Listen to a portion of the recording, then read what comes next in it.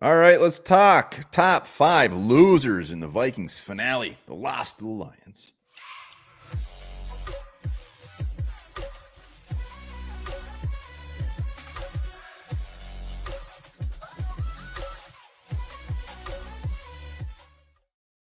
All right, welcome back to the Onebar and Lupagus show. I'm Onebar with Lupagus. We're talking top 5 losers. Don't be a loser. Hit that sub button. Also, let us know your losers in the comments.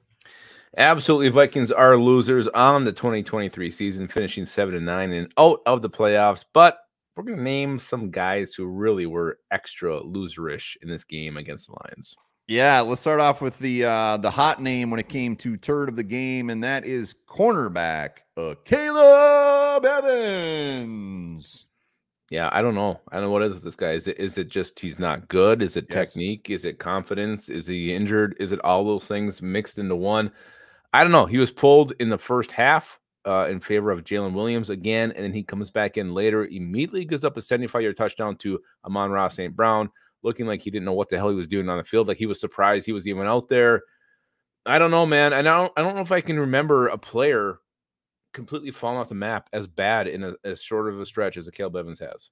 Yeah, I mean, it seemed like he was never great, but like he would make some plays and was good. He has made some great plays, but it was just never overly consistently great. And he just, like you said, it was bad. And the worst part is he's just so timid.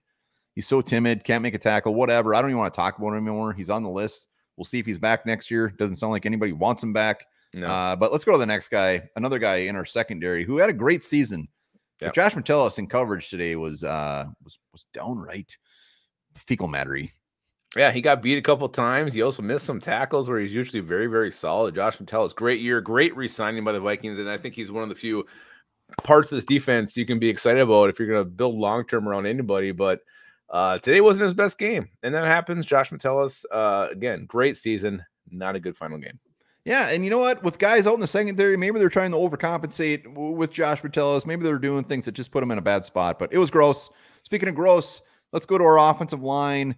We know we had some non-starters, missing Brian O'Neill, missing Ed Ingram, which were big time, but we got to throw it to you. How many times they sack us? It was like, what was it, 6 times? What was it? 4? Jesus, that was 4. 4 sacks. It was 4 sacks they had. And Aiden Hutchinson, I mean, they're moving him all over the line. Garrett Bradbury's been horrible. Christian Darrisaw, another bad game for him. I mean, this has been like 5 in a row for Darrisaw, just struggling. And yeah, you can understand the right side, Blake Brandel and Q Bear out there. They're backups. They're backups for a reason. But 4 sacks. Mullins, I mean, that was part of the problem we lost this game. Just a lot of pressure, taking sacks late, getting us out of field goal range, making us punt, killing drives. And this O-line has been a major issue just the last 5-6 games. They got some work to do on the offensive line come this offseason. So hopefully they do some work. They can't just bring back the same guys. They can't do it. And just hope it's especially better. The guy in the middle, Garrett Bradbury.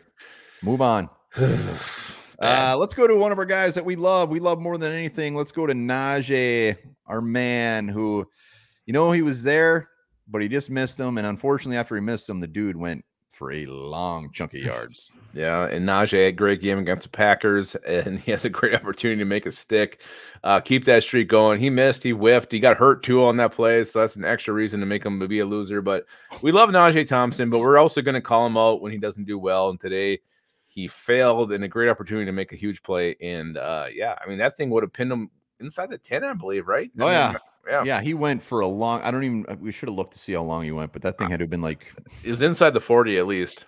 Yeah, so Najee, he ain't on this list often, but we got to put him on there. Next guy, is he deserving? Is he not? I think he is. Jordan Addison ended up getting a touchdown. His 10th of the year, great season. But that touchdown pass where he just stopped, that could have been a game changer. He should have had 11. Like, I don't know what happened there. I'm curious to see if there's any comments from him. Was it, did he lose it in the lights? Did he misjudge it? Because he slowed down. If he would have just kept running, it would have been like the easiest catch. He had 2 steps on the defender. I don't know what happened there. I'm very curious to see what he says about that play. He could have had 11 touchdowns on the season. And you said it, that scoring there where that happened in the point of the game, it could have been a game changer. This thing could have gone a different way. And the Vikings, again, probably wouldn't still be in the playoffs, but maybe maybe they're 8. It's just a play he's got to make. That's my biggest concern. I mean, he's got to make those types of plays. It was a 42-yard punt return, by the way.